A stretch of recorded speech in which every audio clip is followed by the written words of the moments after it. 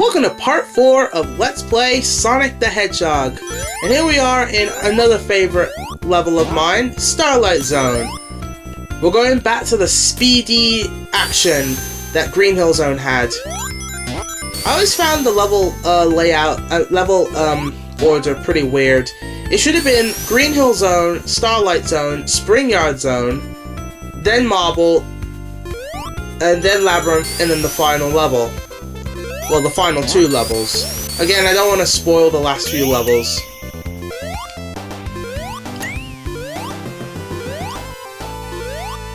I wanted to beat this level in under 30 seconds, but I was 1 second off. Oh well. But yeah, Starlight Zone is definitely one of the best levels in the game. In fact, it actually has one of the best musical pieces. I forgot to mention about Sonic 1's soundtrack. It's so dang good. Like, it doesn't sound Genesis, or Mega Drive-ish. It actually just sounds like proper music. To me, anyway. Like, Sonic 1 has a great soundtrack. Sonic 2 has an awesome soundtrack. Sonic 3 and Knuckles has an awesome soundtrack. You know, all the Sonic games have a rep for having awesome soundtracks. Whether the game was good or not, the soundtrack was great. Well, some Sonic games may have bad soundtracks, but nah, oh well. Anyway, that's the end of Act 2. By the way, I showed you a little secret there. That's there in case you'll want to keep getting the Chaos Emeralds and you couldn't do it in Labyrinth Zone. So that's a nice little surprise there. Anyway, Starlight Zone is one of those levels that start the whole, oh, it depends on what you do. Depending on how good you are, you can make the level go fast. Like, if you take the bottom route in Act 1, you can make the level seem a bit longer, but if you take the top route, then you can make the level go faster. So Starlight Zone was the base for why Sonic 2 and Sonic 3 and Knuckles were great games. So if there's one level you should thank Starlight Zone. Without that game, without this level, we wouldn't have the awesome high-speed platforming. Well, they could have done it on their own, but I just theorized that Starlight Zone was like the base for the whole, if you're good enough, you can make the level go faster.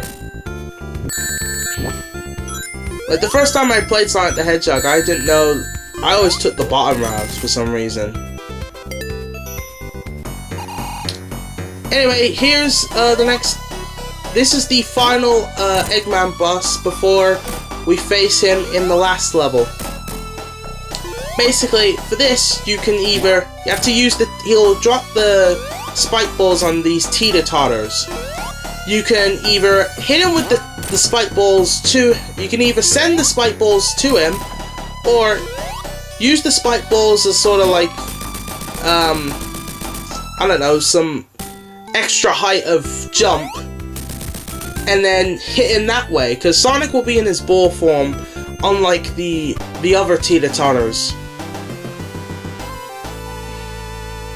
And Starlight Zone is done. Alright now, folks, we're coming to Act 1 of Scrap Brain Zone. The final level of the game, if you're not counting the actual final level. Although it's not really much of a level. I won't spoil it too much. Anyway, Scrap Brain Zone is the most dangerous level in the game. On your first attempt, it can be a bit tricky. It can throw you off with so many of the obstacles that are in your way. But with practice and skill, this level again can be done easily. Well, sometimes I'll get hit most of the time, but with timing and stuff, it's all good. Scrap Brain Zone actually has an awesome musical track. Although Sonic 1 8-bit actually includes Scrap Brain in the game. Yeah, I spoiled it. I'm sorry, but you know, it's the 8-bit version of Sonic 1.